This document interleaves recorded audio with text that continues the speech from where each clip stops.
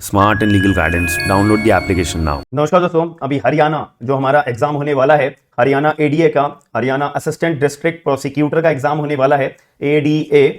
तो यहाँ पर आपको पता होगा कि हरियाणा एडीए वालों ने अपना नोटिफिकेशन रिलीज करी थी कि भाई हम जो है एग्जाम कंडक्ट करने वाले हैं अपना 30 जुलाई 2023 को। यहाँ पर ये नोटिफिकेशन आपको दिख रही होगी, ये नोटिफिकेशन इन्होंने रिलीज करी थी हरियाणा वालों ने, हरियाणा एडीओ वालों ने, और ऑफिशियल नोटिफिकेशन है आपके सामने, मैंने सब कुछ लिखा हुआ है। अभी 6 जुलाई 2023 को अभी यहाँ पर जो है Punjab and Haryana high court ने एक जजमेंट पास करा है हरियाणा एडीए के एग्जाम के रिगार्डिंग। रेट पिटीशन जो फाइल करी हुई थी, इसका एक फाइनल कंक्लूजन, एक नया जजमेंट पास हुआ है जो आप सभी लोगों को बताना बहुत जरूरी है। पूरे यूट्यूब पे अभी तक किसी ने कोई अपडेट नहीं दी है। सभी लोग इस वीडियो का कॉपी करने के बाद में अपनी अपनी वीडियो बना के यूट्यूब पे डालने लग जाएंगे, ये बात को याद रखिएगा। तो इस चीज के अंदर मैं आपको पूरी इंपॉर्टेंट जजमेंट की कॉपी भी आपको ओपन अप करके दिखाऊंगा, एक एक चीज मैं आपको चीज दिखाऊंगा। तो पूरी वीडियो आप शुरू से एंड तक जरूर देखिएगा। अगर आप हरियाणा का एग्जाम देने के लिए वाले हो या इंटरेस्टेड हो, फॉर्म नहीं भरा है, भर दिया है, कुछ भी है, आप लोग इस चीज को बहुत ही ज्यादा थॉरली बेसिस पे लीजिएगा।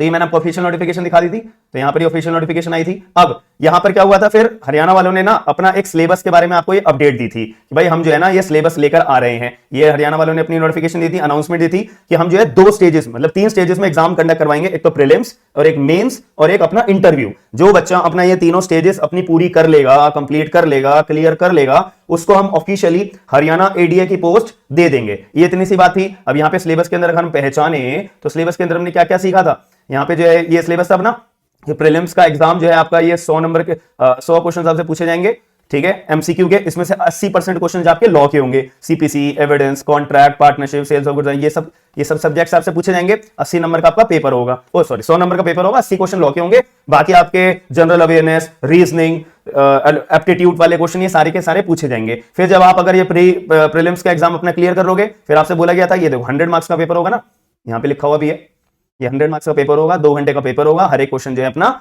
ईच इक्वल मार्क्स कैरी करेंगे, नेगेटिव मार्किंग भी यहाँ पे होगी। यहाँ पे हमारे को ये क्लियर बात समझ में आ गई थी। अब यहाँ पे मुद्दे वाली बात आ जाती है कि हाँ देखो यहाँ पे नेगेटिव मार्किंग भी होगी, यहाँ पे साफ लिखा हुआ है 1/4 मार्क आपके डिडक्ट करे जाएंगे, ये लिखा हुआ है पॉइंट, 1/4 मार्क आपके नेगेटिव मार्किंग के लिए डिडक्ट करे जाएंगे। अब जो बच्चा प्रीलिम्स का एग्जाम अपना क्लियर कर लेगा, उसको फिर मेंस के लिए बुलाएंगे भाई हम।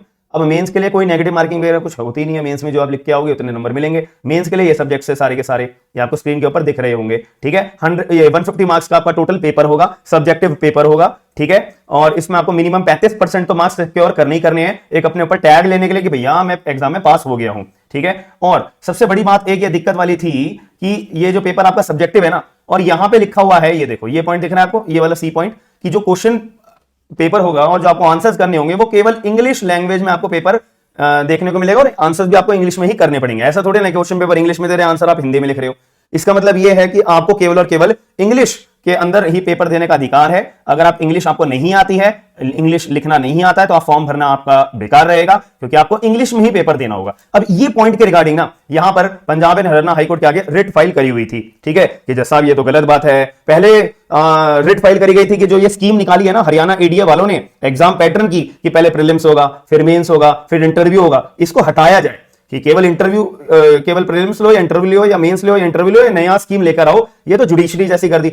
बट यहां पे पंजाब एंड हरियाणा हाईकोर्ट ने कहा था नहीं भाई ये बिल्कुल बढ़िया स्कीम है, कोई दिक्कत वाली बात नहीं है। अब फिर जब रिट पिटीशन फाइनल तो हुई नहीं थी, तो जब रिट पिटीशन अपनी फाइल हो गई थी तो इसके अंदर एक नया पॉइंट निकल के आया है। ये मैंने official Punjab and Haryana high court की जो है ये पर्टिकुलर आपका वेबसाइट खोल रखी है। अब यहाँ पे दिख रहा है आपको 6 जुलाई 2023 का जजमेंट आया हुआ है। ऑनरेबल चीफ जस्टिस हमारे दीपक सिब्बल साहब, इन्होंने फाइनल ऑर्डर पास करा है। अब ये व्यू ऑर्डर पे हम क्लिक करेंगे तो यहाँ पे ये ऑर्डर की कॉपी आ जाएगी। यहाँ पे आपको स्पेशली दिखा रहा हूं मैं इसीलिए ताकि आपको क्लियर रहे, और सारे लोग भी ये कॉपी करेंगे वीडियो का, याद रखना, ठीक है। हर कोई अब अपने अपने चैनल पे वीडियो को कॉपी करके डालने लगेगा। तो ये 6 जुलाई 2023 का अपना जजमेंट आया हुआ है, Suman Kumari versus state of Haryana and another. तो ये यहाँ पे रिट पिटीशन फाइल करी हुई थी। अब इस रिट पिटीशन का क्या बोला गया था, इसको मैं आपको बता देता हूं। यहाँ पे मांग करी हुई थी कि जो ये अपना हरियाणा एडीए वालों ने जो ये मेंस के पेपर में लिखा है ना, केवल इंग्लिश में ही पेपर होगा, केवल इंग्लिश वाला बच्चा पेपर दे सकेगा, अगर आपको इंग्लिश लिखनी आती है, इंग्लिश में आंसर लिख सकते हो तो ये आप पेपर दे सकते हो, वगैरह वगैरह। तो यहाँ पे प्ली लगाई हुई थी कि नहीं यार, यहाँ पे जो है ना हिंदी एंड इंग्लिश दोनों लैंग्वेजेस में पेपर होना जरूरी है। अगर इंग्लिश में वालों को तुम अपॉर्चुनिटी दे रहे हो तो हिंदी वालों को क्यों नहीं दे रहे भाई? उनकी गलती क्या है कि उन्होंने हिंदी में एलएलबी करी है, बस इस वजह से तुम हरियाणा में एडीए नहीं लग सकते, हरियाणा में पेपर क्लियर नहीं कर सकते, हरियाणा का पेपर एडीए का पेपर नहीं दे सकते। ये तो बहुत इनजस्टिस वाली बात है, बहुत डिस्क्रिमिनेशन वाली बात है। हमारी क्या गलती भाई? हमारे को एलएलबी हिंदी में आती है, हिंदी में करने का हमारे पे अधिकार है, वगैरह वगैरह। ये सारे पॉइंट्स रेज करे गए थे। तो यहां पे ये एडवोकेट जनरल है, आपको पता है ना स्टेट के एडवोकेट जनरल होते हैं, तो एडवोकेट जनरल ऑफ हरियाणा ने ये सबमिट करा, ये बोला कि भाई ठीक है, हम लोग आप लोगों की, सभी लोगों की बात मानते हैं और आप इंग्लिश हिंदी की जो बात कर रहे हो, जो मैं एडवोकेट जनरल होने के नाते मैं कमीशन को बोलूंगा कि कमीशन जो है ना रिकंसीडर करेगी इस पर्टिकुलर इशू को और डिसाइड करेगी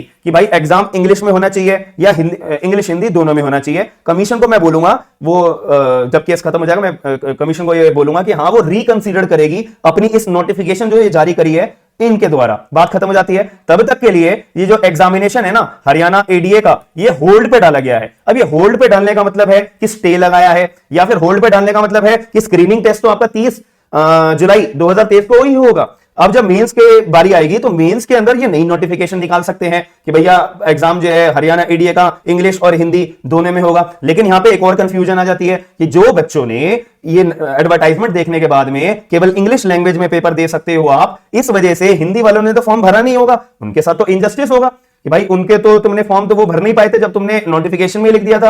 अब तुम जब एग्जाम भी कंडक्ट कर रहे हो और एकदम तुम नया ऑर्डर पास कर रहे हो कि इंग्लिश हिंदी दोनों में होगा, तो जो हिंदी वाला बच्चा है जिसने पेपर नहीं भरा, फॉर्म नहीं भरा, उसके साथ तो बहुत गलत हो जाएगा, उसके साथ तो बहुत इनजस्टिस हो जाएगा।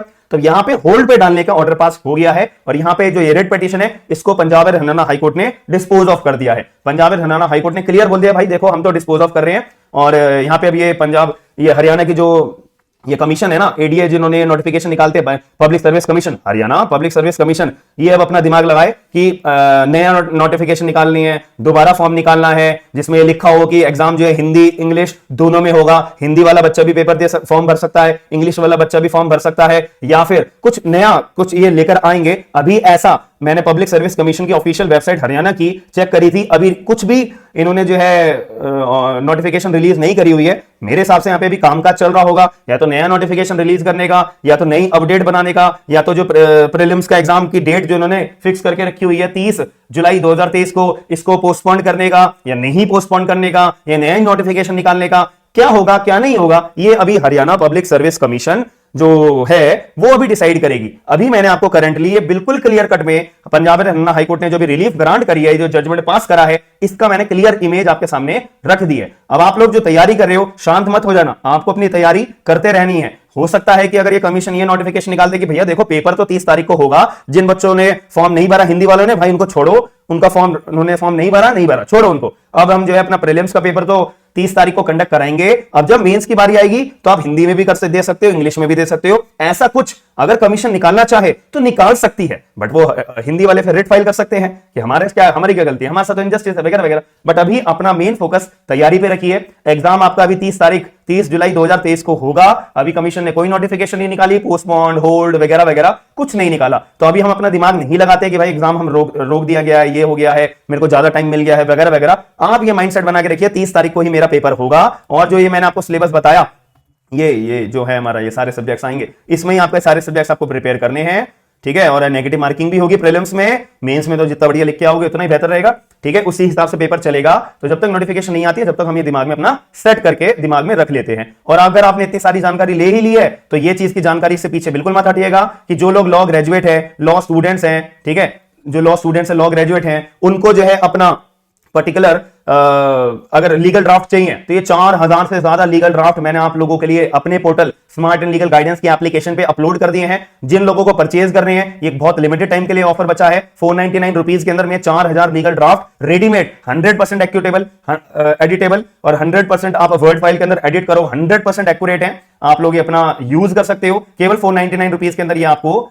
सारे के सारे लीगल ड्राफ्ट, देखो ये सारे के सारे लीगल ड्राफ्ट है, एक्नॉलेजमेंट अडॉप्शन, ये सब चीज आप पढ़ रहे होंगे ना, आप वीडियो को पॉज करके पढ़ लेना, सारे लीगल ड्राफ्ट आपको देखने को मिलेंगे। आप थक जाओगे, कभी लाइफ में इतने सारे अपने ड्राफ्ट नहीं देखे होंगे, मैं आपको पूरी के पूरे पोर्टल के ऊपर अपलोड करा रहा हूं। जिप फाइल के अंदर ही आपको ड्राफ्ट सारे के सारे मिल जाएंगे। इसको एक्सट्रैक्ट करना होता है अपनी वर्ड फाइल के अंदर, कैसे करना होता है इसकी भी मैंने वीडियो अच्छे से अपलोड कर दी है। सारी चीज आपको ट्रांसपेरेंसी के हिसाब से मिलेंगी। ये सारे के सारे ड्राफ्ट हैं, आप सोच भी नहीं सकते इतने सारे ड्राफ्ट हैं जो लाइफ में आपको किसी के सामने अपना मांगने की जरूरत नहीं पड़ेगी कि सर मेरे को ये ड्राफ्ट दे दो, वो ड्राफ्ट दे दो। सारे ड्राफ्ट आपके हाथों में रहेंगे, याद रखिएगा। तो ये अपॉर्चुनिटी आपके पास है लिमिटेड टाइम के लिए, मैं बार बार यही बोल रहा हूं, बाद में ये मैं ऑफर हटा दूंगा। तो जिन लोगों के पास टाइम अभी है तो अपना एप्लीकेशन डाउनलोड कर लेना स्मार्ट एंड लीगल गाइडेंस की, और अपना ऑफर अवेल कर लेना। बाकी डेली अपडेट्स के लिए आप लोग मेरे चैनल को सब्सक्राइब कर देना, वीडियो को लाइक कर देना, वीडियो को शेयर कर देना, लोगों तक अवेयरनेस से पहुंचाइएगा जो लोग अपना हरियाणा एडीए का पेपर देने जा रहे हैं। तो मिलते हैं नेक्स्ट वीडियो के अंदर। थैंक यू, धन्यवाद।